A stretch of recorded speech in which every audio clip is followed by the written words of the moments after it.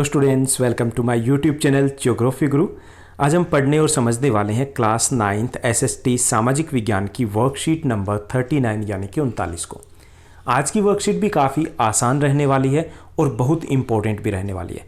काफ़ी सारे ऐसे टॉपिक हम डिस्कस करने वाले हैं जो आपके एनुअल एग्जामिनेशन में आने की संभावना काफ़ी अधिक रहती है। तो चलिए शुरुआत करते हैं। जैसा कि आप अपनी स्क्रीन के ऊपर देख पा रहे हैं, ये हमारी वर्कशीट नंबर 39 है, जिसको आप हिंदी में बोलेंगे कार्यपत्रक संख्या 39। हमारा सब्जेक्ट है एसएसटी सामाजिक विज्ञान, जिसमें हम भूगोल का 5th चैप्टर प्राकृतिक वनस्पति तथा वन्य प्राणी पढ़ रहे हैं। आज की दिनांक है 3 अक्टूबर 2020। भारत में प्राय औषधि के लिए प्रयोग में होने वाले कुछ पादप है। जैसा कि हमने शुरुआत की थी कि हम जैव विविधता में काफ़ी ज़्यादा धनी है। जैव विविधता क्या होती है? जीव मतलब लिविंग थिंग्स और विविधता मतलब वैरायटी। कि भारत में चाहे वो पेड़ पौधों की हो या फिर वो वन्य जीवों की प्रजाति हो, वो बहुत अधिक पाई जाती है, क्योंकि भारत का विशाल आकार एक तो बड़ा कारण है, और दूसरा कारण है कि भारत में जो जलवायु है वो अलग अलग भागों में अलग अलग है, जिसके कारण हमारे यहाँ पे जैव विविधता अधिक है। तो भारत में अन्य प्रकार के जो पेड़ पौधे पाए जाते हैं, उनके साथ साथ कुछ ऐसे पादप या पेड़ पौधे पाए जाते हैं जो औषधि के लिए प्रयोग में लाए जाते हैं, जैसे सर्पगंधा, जामुन, अर्जुन, बबूल, नीम, तुलसी, कचनार आदि। इनमें से अगर हम अपने दिल्ली की बात करें तो सर्पगंधा, जामुन, अर्जुन, बबूल, नीम, तुलसी ये आम तौर पर बहुतायत में पाए जाते हैं। भारत में विभिन्न प्रकार की प्राणी संपत्ति में भी धनी है, जो हमने शुरुआत में बात की थी। हमने बात की थी कि हमारे यहाँ पे 47,000 टाइप की प्रजातियाँ पाई जाती है। किसकी? पेड़ पौधों की। ऐसे ही हमारे यहाँ पे 90,000 प्रकार की जो प्रजातियाँ 90,000 जो स्पेसीज है वो मिलती है प्राणियों की। इसमें 2,000 से अधिक पक्षियों की प्रजातियाँ पाई जाती है, जो विश्व का कुल 13% है अकेले भारत में। यहाँ पर मछलियों की लगभग 2546 प्रजातियाँ पाई जाती है, जो विश्व की 12% है। अकेले भारत में 12% मछलियों की प्रजातियाँ पाई जाती है। इसी तरीके से भारत में विश्व के 5 से 8% तक उभयचरी क्या होते हैं? जो पानी में भी रह सकते हैं और स्थल पर भी रह सकते हैं, जैसे कि कछुआ है, जैसे कि मेंढक है, और सरीसृप यानी कि जो रेंगने वाले हैं, और स्तनधारी वो होते हैं जो अपने बच्चों को दूध पिलाते हैं। तो इस 5 से 8% जो विश्व के उभयचरी रेंगने वाले जीव है या स्तनधारी जीव है, वो भी भारत में पाए जाते हैं। तो इन आधार पे हम कह सकते हैं कि वास्तव में ही भारत में जैव विविधता काफ़ी अधिक पाई जाती है। भारत में अगर हम स्तनधारी की बात करें तो स्तनधारी जीवों में सबसे महत्वपूर्ण है हाथी। यह कहाँ पाया जाता है? 1 मार्क्स के क्वेश्चन में कई बार पूछ लिया जाता है। तो ये असम, कर्नाटक और केरल के उष्ण आर्द्र वनों में पाए जाती है, यानी कि जहाँ पर तापमान तो अधिक रहता है, साथ ही साथ आर्द्रता बारिश भी अधिक होती है, तो उन जंगलों में हाथी बहुतायत में मिलता है। अब जो वन्य जीव है, साथ ही साथ वन्य जीवों के साथ साथ अगर हम पादप की बात करें तो उसके संरक्षण के लिए भारत सरकार ने कई सारे कदम उठाए। 1972 में भारत सरकार ने एक कानून पारित किया था, वो था भारतीय जीव सुरक्षा अधिनियम। इसको हम भारतीय वन्य जीव संरक्षण अधिनियम भी कहते हैं। ये 1972 में लागू किया गया था। इसको लागू करने का कारण था कि उस वक्त शिकार काफ़ी ज़्यादा होते थे और काफ़ी सारी प्रजातियां थी जो गायब होने के कगार पर पहुंच गई थी। जैसे हम डायनासोर की बात करते हैं, जैसे हम गुलाबी सर वाली बतख की बात करते हैं। आज सिर्फ हम किताबों पर पढ़ते हैं या फिर उनकी केवल पिक्चर देखते हैं कि ऐसे हुआ करते थे, गायब हो चुके। तो काफ़ी सारी और प्रजातियां थी जो शिकार के कारण या अवैध कटाई के कारण कुछ पेड़ थे जो गायब होने के कगार पर पहुंच चुके थे। तो उनके संरक्षण के लिए 1972 में हम एक कानून लेकर के आए। ओके, उसका नाम क्या है? भारतीय जीव सुरक्षा अधिनियम। भारत विश्व का अकेला ऐसा देश है जहां पर शेर और बाघ दोनों पाए जाते हैं। भारतीय शेरों का प्राकृतिक वास है वो गुजरात में गिर जंगल है, तो ये भी 1 मार्क्स में पूछ लिया जाता है। गिर जंगल है, वहाँ पर भारतीय शेर पाए जाते हैं। बाघ है वो मध्य प्रदेश में, झारखंड के वनों में, पश्चिम बंगाल के सुंदरवन डेल्टा में और हिमालयी क्षेत्रों में पाए जाते हैं। भारत के नदियों, झीलों और समुद्री क्षेत्रों में कछुए, मगरमच्छ और घड़ियाल इत्यादि भी पाए जाते हैं। यानी हम किन की बात करें? हम बात करें जो प्रमुख जीव भारत में पाए जाते हैं, यानी कि केवल भारत में जो विशेष तौर पर पाए जाते हैं उनकी बात करें। घड़ियाल मगरमच्छ की प्रजाति का एकमात्र ऐसा प्रतिनिधि है जो केवल भारत में पाया जाता है और कहीं नहीं मिलता। भारत में अनेक रंग बिरंगे पक्षी भी पाए जाते हैं। मोर, बतख, तोता, मैना, सारस और कबूतर आदि कुछ पक्षी प्रजातियां हैं जो देश के वनों तथा आर्द्र इलाकों में रहती है। आर्द्र इलाके जहां पर ह्यूमिडिटी अधिक होती है, नमी अधिक होती है, उन इलाकों में रहते हैं। इसके अलावा बहुत से कीड़े मकोड़े फसलों, फलों और वृक्षों के परागण में भी मदद करते हैं। तो ये जो वन्य जीव है या फिर हम पादपों की बात करते हैं, तो इनका संरक्षण बहुत ज़्यादा जरूरी है, जो कम होते जा रही हैं, कुछ प्रजातियां गायब हो गई है।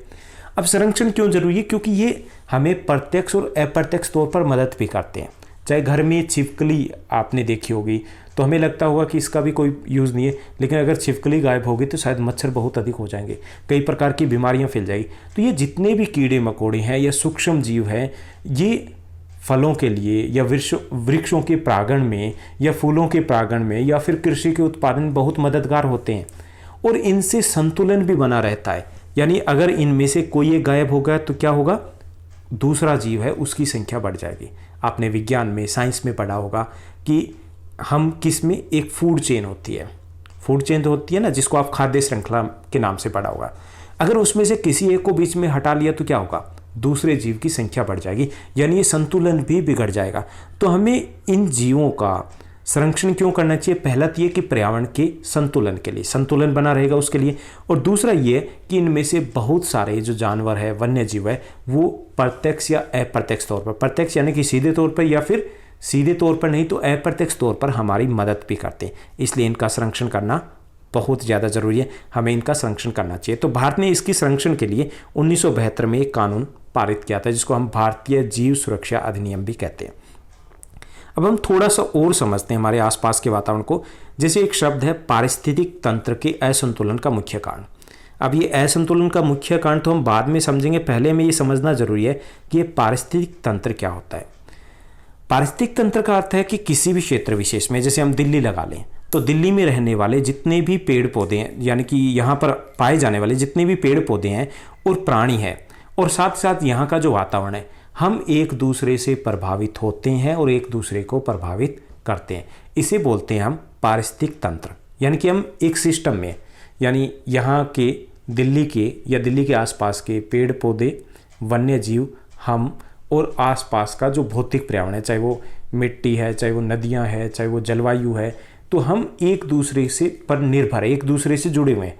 इसे बोलते हैं पारिस्थितिक तंत्र। यहाँ का पारिस्थितिक तंत्र होगा ये, ओके। तो इसे हम पारिस्थितिक तंत्र कह रहे हैं। अब पारिस्थितिक तंत्र में असंतुलन पैदा हो गया, जैसे हम प्रदूषण को देख रहे हैं ना, कई प्रकार की नई बीमारियां आ रही है। अब ये नई बीमारियां आ रही है या फिर जो असंतुलन हम देख रहे हैं, तो उसके कारण क्या है? इसका एक बड़ा कारण है जो लालची जो व्यापारी है वो अपने व्यवसाय के लिए शिकार कर रहे हैं। जैसे कुछ जानवर है, उनका शिकार केवल इसलिए किया जाता ताकि उनको विदेशों में बेचा जा सके, तो इसके कारण असंतुलन पैदा हुआ है। दूसरा ये कि हम रासायनिक या औद्योगिक जो अपशिष्ट पदार्थ है या तेजाब युक्त जो अपशिष्ट पदार्थ है जो उद्योगों से निकलता है, उसके प्रदूषण के कारण भी कई प्रकार की जो विदेशी प्रजातियां हैं उनका प्रवेश कृषि और निवास के लिए उसका जो प्रवेश हुआ है। यानी दूसरा कारण, पहला कारण तो हमने किया कि अवैध शिकार हो रहा है, उसके कारण यह असंतुलन पैदा हुआ है। दूसरा ये कि प्रदूषण जो बढ़ रहा है या हम केमिकल यूज़ करें तो उसके कारण काफ़ी सारे पेड़ पौधे हैं वो नष्ट हो गए हैं। जैसे कीकर आपने देखी होगी, अगर नहीं देखी तो आप घर वालों से पूछना या गूगल करना, उसको गूगल बाबा को बोलना कि कीकर क्या होती है, तो वो आपको कीकर दिखाएगा। तो ये कीकर है वो ख़त्म हो रही है। अब क्यों ख़त्म हो रही है? क्योंकि हम केमिकल का प्रयोग करें, ओके, उसके कारण। या फिर हम जैसे कृषि के लिए हमने क्या किया, जनसंख्या बढ़ती गई। अब ज़्यादा जनसंख्या का अर्थ क्या होता है? ज़्यादा पेट, यानी कि ज़्यादा खाने वाले। तो ज़्यादा खाने वालों के लिए हमने कृषि का विकास करना शुरू कर दिया, उसका विस्तार करना शुरू कर दिया। हमने अंधाधुंध वनों की कटाई शुरू कर दी। अब वनों की कटाई से पेड़ तो कम हुए, साथ ही साथ वन्य जीवों के लिए जो घर थे, उनके आवास थे, वो ख़त्म हो गए। अब ख़त्म हो गए तो वन्य जीव शहरों की तरफ आएंगे, गाँव की तरफ आएंगे और वो मारे गए, शिकार आसान हो गया उनका। तो इसके कारण भी ये असंतुलन पैदा हुआ है। इसके साथ साथ हमने आवास के लिए, घर बनाने के लिए या फिर शहरों के विकास के लिए या फिर हमने डेवलपमेंटल प्रोजेक्ट की बात करते हैं, विकास के लिए जो प्रोजेक्ट लेके आते हैं, जैसे हाईवे बना दिया, रेलवे स्टेशन यानी रेलवे लाइन बिछा दी, कारखाने लगा दिए। इसके लिए क्या हुआ? पेड़ों को काटा गया, ज़मीन पेड़ों को काट करके हमने कब्जे में ली। इससे भी जो संतुलन है वो बिगड़ गया। यानी इन सब कारणों से जो हमारा पारिस्थितिक संतुलन है वो गड़बड़ा गया है। ओके, तो ये कुछ मुख्य कारण है जिनको हम कह सकते हैं। इसमें अगर और जोड़ना चाहें तो हम जोड़ सकते हैं, जैसे जनसंख्या का बड़ा आकार, कि जनसंख्या अधिक बढ़ने के कारण भी हमें अधिक घरों की आवश्यकता है रही पड़ी है, इसके कारण भी वनों को काटा गया है।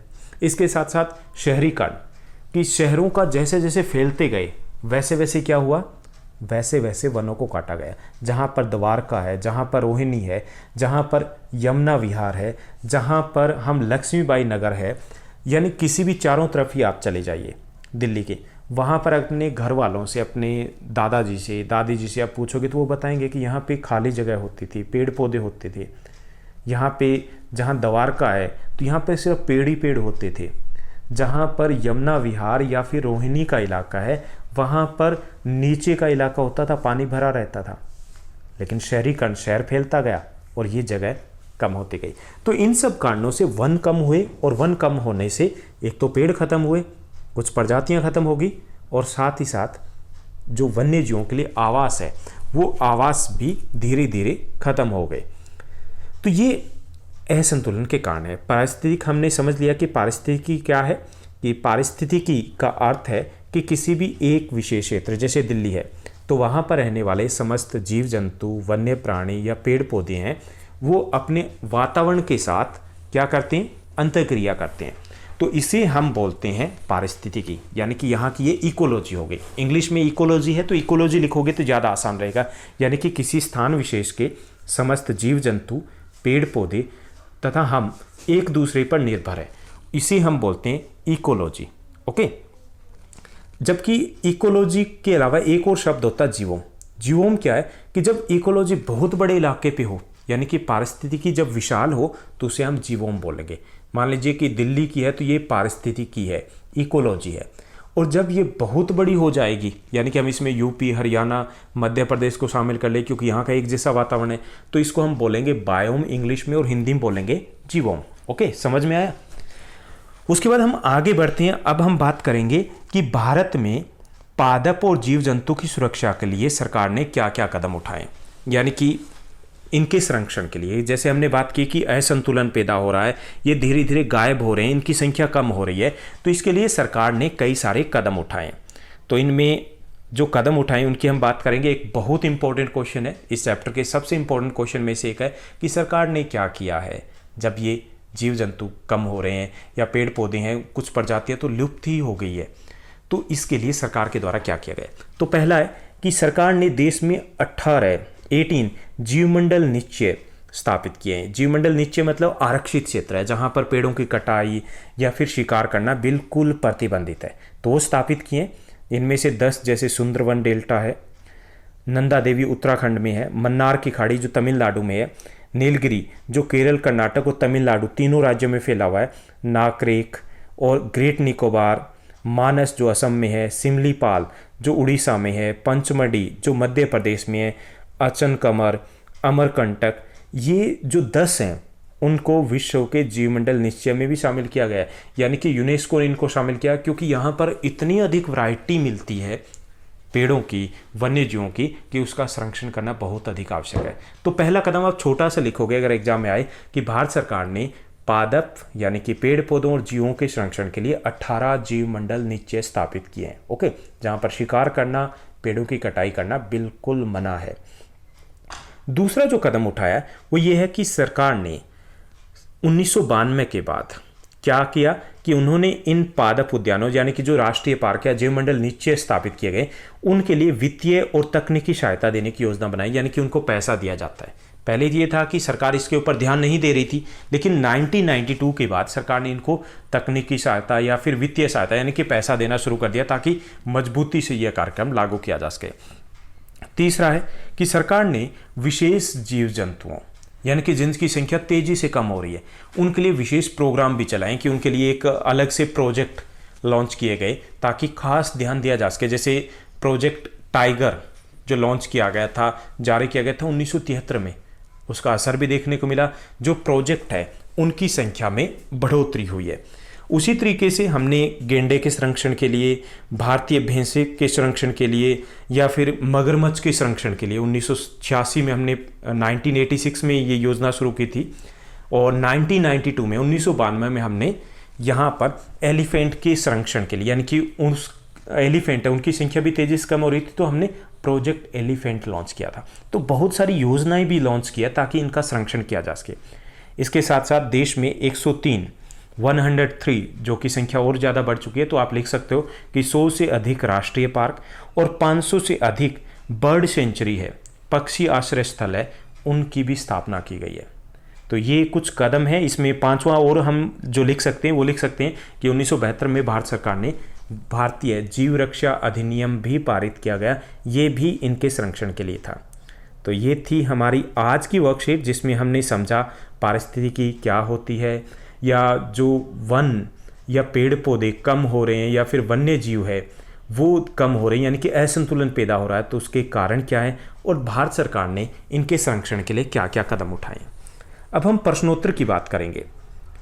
तो यहाँ पर आसान से कुछ क्वेश्चन दिए गए हैं, 5 क्वेश्चन दिए गए हैं। इसमें पहला जो क्वेश्चन है वो है पारिस्थितिक तंत्र से आप क्या समझते हैं, यानी पारिस्थितिक तंत्र क्या होता है, इंग्लिश में क्या बोलते हैं, इकोलॉजी। इकोलॉजी क्या है?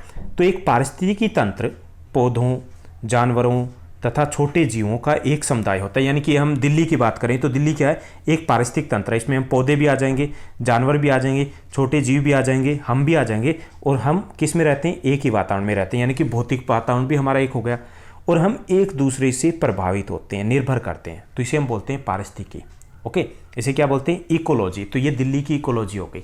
हम इसमें से अगर एक भी पेड़ पौधे या जानवर थोड़ा सा भी कम हुआ तो सभी प्रभावित होंगे, वातावरण बदलेगा। ओके, तो ये है पारिस्थितिकी। उसके बाद दूसरा जो हमारा क्वेश्चन दिया गया है वो है कि भारतीय जीव सुरक्षा अधिनियम कब लागू किया गया, सबको पता होगा। और दूसरा है कि जीवों का संरक्षण क्यों आवश्यक है, यानी कि हमें क्यों जीव है उनको कंजर्व करना चाहिए। कंजर्व मतलब इनके अगर संख्या कम हो रही है तो कैसे हमें क्यों रोकना चाहिए इसे।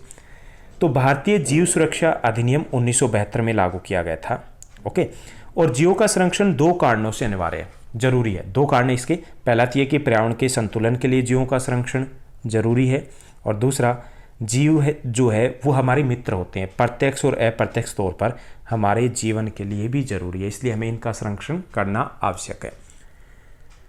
उसके बाद तीसरा जो क्वेश्चन दिया गया है वो है कि भारत सरकार द्वारा पादप यानी कि पेड़ पौधे और जीव संपत्ति है उसकी सुरक्षा के लिए क्या क्या कदम उठाएं। ये इस चैप्टर के सबसे इंपॉर्टेंट क्वेश्चन में से एक है। ओके, तो ये भारत सरकार ने कई कदम उठाए। पहला कि भारत सरकार ने देश में 18 जीवमंडल निश्चयों की स्थापना की है। ओके, उसके बाद भारत सरकार ने पादप और जीवों के संरक्षण के लिए 100 से अधिक राष्ट्रीय पार्कों की भी स्थापना की है। वहाँ पर भी सेम है कि शिकार करना या पेड़ों की कटाई है उसके ऊपर प्रतिबंध है। तीसरा, वन्य जीवों के शिकार को रोकने के लिए भारत सरकार ने 1972 में भारतीय वन्य जीव सुरक्षा अधिनियम भी लागू किया है। चौथा, विशेष कार्यक्रम भी चलाए हैं जैसे project tiger, project elephant, project मगरमच्छ इत्यादि। ओके, तो ये कदम उठाए हैं भारत सरकार ने जीवों और जो पादप हैं उनके संरक्षण के लिए। उसके बाद चौथा क्वेश्चन दिया गया है, बहुत आसान सा क्वेश्चन है कि जीवोम से आप क्या समझते हैं, जीवोम किसे कहते हैं। तो विशाल पारिस्थितिक तंत्र होता है उसे हम जीवोम कहते हैं, यानी कि जो लार्ज इकोलॉजी होगी उसे क्या बोलेंगे, हम जीवोम बोलेंगे। इंग्लिश में बोलेंगे बायोम। ओके, यानी जैसे दिल्ली है तो दिल्ली क्या है, ये इकोलॉजी है यहाँ की। अगर इसको बड़ा एरिया कर दें तो वो हो जाएगा जीवोम। पांचवा और अंतिम क्वेश्चन है, एक जनरल सा क्वेश्चन है, इसमें आप अपनी तरफ से भी उत्तर लिख सकते हो आपको जो समझ में आए। तो यहाँ पर दिया गया कि जीवों और पक्षियों की सुरक्षा के लिए आप, यानी कि स्टूडेंट से पूछा जा रहा है, आप क्या क्या कर सकते हो। ओके, तो हमें जीवों और पक्षियों के शिकार का पुरजोर विरोध करना चाहिए। पहली चीज़ तो हम ये कर ही सकते हैं, अपने आसपास इसका विरोध कर सकते हैं। दूसरा, हमें अधिक से अधिक पेड़ लगाने चाहिए और काटने से रोकना भी है। तीसरा, हमें गर्मियों में पक्षियों के लिए छत पर पानी रख सकते हैं, इससे भी हम अपना एक छोटा सा योगदान दे सकते हैं। चौथा, जीवों और पक्षियों की सुरक्षा के लिए हमें अपने सत्र पर एक जीव रक्षा टीम का भी गठन कर सकते हैं, यानी आसपास के जो लोग हैं मिलकर के एक टीम बना सकते हैं जो जीव संरक्षण के लिए मिलकर के कार्य करेगी, लोगों को जागरूक करेगी, या इस प्रकार का कोई शिकार करता है तो उसको हम आगे भी उस मामले को उठा सकते हैं। तो ये थी हमारी आज की आसान सी वर्कशीट। हालांकि इस वर्कशीट में, पिछली वर्कशीट में 1 या 2 मेरे छोटे भाई या बहन का कमेंट ये भी था कि क्वेश्चन एक लंबा हो गया उसका आंसर, तो बेटे काफ़ी सारे क्वेश्चन जो होते हैं वो लॉन्ग आंसर टाइप होते हैं, तो एक आध क्वेश्चन है जिसको हमें लेंथी लिखना ज़रूरी है, क्योंकि अगर मैंने शॉर्ट दे दिया आंसर तो क्या होगा, आप ठीक से उसको तैयार नहीं कर पाओगे। तो उम्मीद करता हूँ आज की वर्कशीट आपको अच्छे से समझ में आई होगी, आपकी पढ़ाई बहुत अच्छे से चल रही होगी। ऐसे ही पढ़ते रहिए, आगे बढ़ते रहिए, और हाँ, इस चैनल को लाइक, शेयर और सब्सक्राइब ज़रूर करना है, और आपके एक छोटे से कमेंट का भी वेट रहता है। Thank you, bye bye, have a nice day.